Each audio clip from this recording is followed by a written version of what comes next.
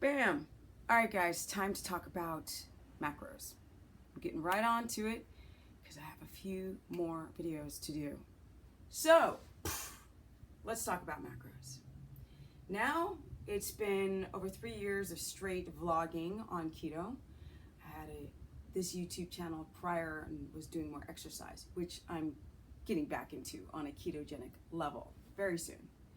But for right now, I want to talk about the old macronutrients. You go on the internet and everything is freaking confusing. But it's really not, because all of them over there, they pretty much all say eat cheese, eat nuts, drink caffeine. There's that camp. And then there's, if you add on, you've got cheese, nuts, caffeine, refeed like every 10 days or every week, because it's going to spike your metabolism and make you more ketogenic, right? There's a school of thought where you can have alcohol because alcohol is going to drop your blood sugar, but it's actually hypoglycemia. And then we've got the intermittent fasting crazies. Sorry, I'm not calling people crazy, but just a little bit. Intermittent fasting, then they'll do nuts, cheese, and caffeine at the same time. What else? And yeah, there's that little crowd. And then there is the intermittent fasting, doing a fat fast, which is 1,000 calories, 80% out of 1,000. Sorry, not 80% fat, 100% fat at 8,000 calories. There are people that drop their carbs down to nothing, and people who spike their protein real high, like an Atkins style ketogenic protocol. None of this stuff is keto at all. None of it. So it's me against the world. But there has not been a person such as myself that has done as many consultations that I've done on Skype, where I can actually look at these people, 3,000 people deep. So I started having people work with glucometers and not just measuring ketones. Get rid of the urine strips, guys. They don't work. Get rid of the breathalyzer. It's inaccurate. Does not work. Even the glucometer, the dual glucometer, can be quite precarious. Nevertheless, it's a great tool. Precision Extra is the most notable. Now, Abbott, the parent company, makes Freestyle and Relion. So it's actually these three companies. But the deal is like, how do you calculate your macros? So I just wanted to kind of like go into the introduction of like, look at all the different versions of keto, and none of it's ketogenic. A lot of people are expecting to lose weight after, X amount of weeks or days on keto, and they don't understand because they just drop their macros to what they heard is like a 75, 25 protein, 5 carbohydrate, of how many grams of carbs, or how many grams of fat actually. So no one talks about this stuff. So I'm going to talk about the macros, so you guys can have a better understanding of what the frack is going on. Number one, you do not count calories. Hi guys. No, because everybody breaks down and digests food differently, right? Depending on how much damage you have, how much caloric acid do you have, how well does your gallbladder work, how much lean muscle do you have, do you lift, do you exercise, what's your age, right? The metabolic rate, leptin, thyroid health, adrenal health. So you cannot predict your body in numbers. The treadmills that say that they're burning calories is the biggest joke. And some of you guys believe this crap. And then they're like, yes, but my doctor said to lose weight, you have to go down to this arbitrary number of 12 to 1,300 calories for a woman to be at a deficit to then lose weight. But guess what? And I'm going to do a story about this afterwards. I have a client, 255 pounds, and she eats from 400 to 800 calories a day, right? At 5'7", 255 pounds, right? 400 to 800 calories a day, which would be like a 5-year-old child to a 9-year-old child amount of calories. I literally asked her how long she'd been eating such low calorie, and she had said 3 motherfucking years. 3 years at 255 pounds. Obese. Yeah, we're talking thyroid, we're talking leptin resistance, we're talking adrenal insufficiencies, insulin resistance, all of this stuff. Leptin resistance, insulin resistance, pancreatic issues, adrenal issues, leptin issues. So that theory doesn't work. If you take 500 calories from cookies and you take 500 calories from ribeye steak, are they going to be eaten, chomped, broken down in the same rate, distributed into the bloodstream, and partitioned off to tissue or the cells the same? No. In fact, they require different types of mechanism to digest. Yeah, amylase for the crackers in the mouth. Steak is going to need peptides and enzymes and caloric acid to break down. You know, you need a gallbladder to break down that ribeye. You don't need a gallbladder to break down freaking cookies. Not necessarily. Or just simple sugar. So calories don't matter.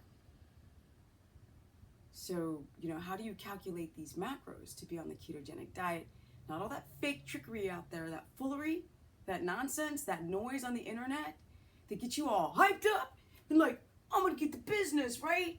Business. You know, you're not. You're not. So I'm not here to lie to you guys. You know, I'm not here to like sell you a dream in a freaking package. Shit is not easy. It's super easy once you let all these inhibitions go, right? Your body is a reflection of your mind. You know what you need to do if you don't like your body. The mind. Change it. So the macros, how do you calculate that? Well, you start at 200 grams of fat.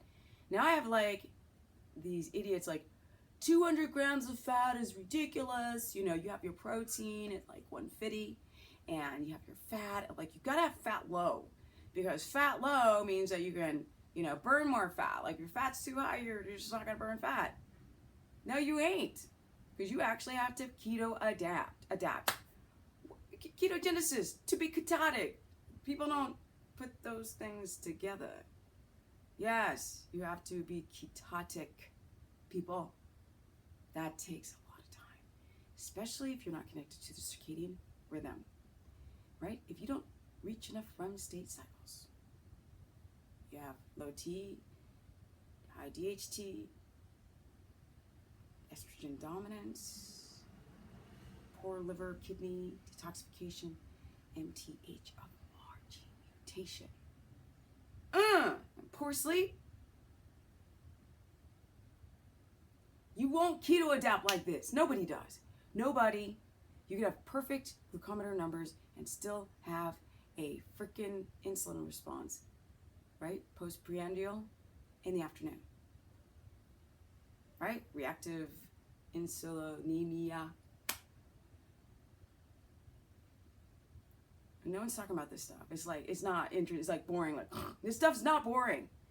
This is the stuff that you need to know. So when you look at all that crap on the internet with all this like before, after, you're like, okay, that's BS. This chick's been doing this for 8 years, strict, no refeeds, no intermittent fasting, not the traditional sense. I don't skip breakfast and run off and have my adrenals over fire, right? With bills and jobs and gut infections. No, right? Put that gut at rest by eating. My fasting window would be in the afternoon. I don't ever skip a meal. I'm not stopping my eating at 5, 6 p.m. and going till 1, 2 in the afternoon the next day without eating, without completely going into gluconeogenesis. So with that said, I gotta end this puppy soon. Got more videos to come. So you want to have 200 grams of fat, yeah? 200 grams of fat. 12 tablespoons, 168 grams of fat. You want visual? Let's do tablespoon, tablespoon, tablespoon, tablespoon, tablespoons. That's 168, 12 tablespoons. Oh my God, how do you do that? Put like 3 chunks of butter on your food in the morning. Have a fatty tea where you add 2 tablespoons of coconut oil to your tea. Go to a mid-afternoon snack of like a half of an avocado, or you could do another fatty tea and just be sipping on some fabulous like fresh lemon water with some coconut oil, MCT oil up in there, or you can have some cinnamon with some butter. Then you would go to like your lunch, and you want to have meat fats, fatty meats. Not this chicken breast, tuna, freaking shrimp crap. No, fatty meats, right? Ribeye, like pork belly, like freaking greasy ass, get your cell phone all greasy type of fat. Pastured, non-GMO, non-corn fed GMO sick animals, yeah? From a healthy source. The best you can, y'all. The best you can for those who, the best you can. And then, yes, that would be equating to your total numbers of fat. You want to have like 75 to 80 grams of fat per meal. No joke. So your one little piece of steak is not going to have your 6-ounce steak, which is too high steak for women, too many grams of total protein, is not equating, you know, that's going to put you up at like 16, 17, perhaps 8 grams of fat. And then you're going to add fat. You're going to have like some sauteed broccoli, throw 2 tablespoons, 3 tablespoons, 4 or 5 of lard, butter, beef tallow, duck fat up on that, saute that biatch. You can steam it and just, you know, pour the animal fat on top of your food.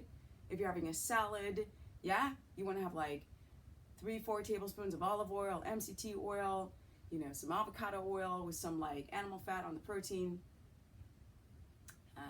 You can have avocados. You can have a little bit of olive if you don't have a histamine response to olives or avocados. Avocados are a great source of monounsaturated fat. Please don't try to adapt on monos, but it just that. Okay, so that's the problem. People trying to adapt on just mono because they reach, oh, keto is really good for monounsaturated fats like, you know, mac nuts and avocado. No, you can't adapt on that. And every single person who cuts out their animal fat and spikes their mono starts developing health issues times 1,000. This is how your macros look: 200 grams of fat, yeah? So 12 tablespoons plus meat fat plus avocados. These other fats will raise your fat profile up to over 200 easily, yeah? Pork belly, done, boom. Make sure it's like 98% fat, your pork belly. We don't want lean meat all cut up into your pork belly. You don't want to have pork rinds from the skin, yeah? The skin is going to be more protein. As a snack, it's going to raise your protein amount. Your protein for men must be under 100. Now, I'm not going to lie. It should really be between 60 and about 85, depending on your height and activity level. For women, 45 to 55, maybe 58 if you're a taller woman, but the protein amount that you would need to adapt is not high. You become anabolic, less catabolic on keto, so there's less of a demand for protein because you're not breaking down amino acids as quickly as you do on carbohydrates. That's why your protein amount must go down. Plus, people cannot eat, digest, metabolize, and use all that protein at once. So a lot of that protein, even for people who eat carbs and eat high amounts of protein, between 100 and 250 protein, a lot of it gets converted back into glucose and is stored as fat. You know, this is somebody who does no cardio. I do no cardio. Okay, 49, 50 next year, 50 next year, 10 surgeries on my left knee. This is the mother-sucking business. I haven't said it for a while because people are like, oh my God, just like to show off your body. No, I'm showing people what 50 looks like. That's what I'm doing. So stop your complaining and move on. That's what it's about. Knee injury, can't run, jump, lunge, or squat. Used to be a pro skater, busted my knee in every way, 10 surgeries. And if this is what you can do to your body on keto without having to use the large muscles in your legs, then I'm going to show this shite every day to influence my 40 club that this is what it can be if you get into that set, that disciplined set, right? I'm not deprived. Someone said, I don't want my family to go through depravity. I'm like, you know what's depravity? Is feeling tired, having adrenal insufficiency, having candida, having yeast infections, and a white tongue. That's depravity. Not sleeping and feeling confused and foggy brain and not feeling strong in the gym, not feeling strong. That's depravity. This is heaven. And nothing looks as good as keto feels. Nothing.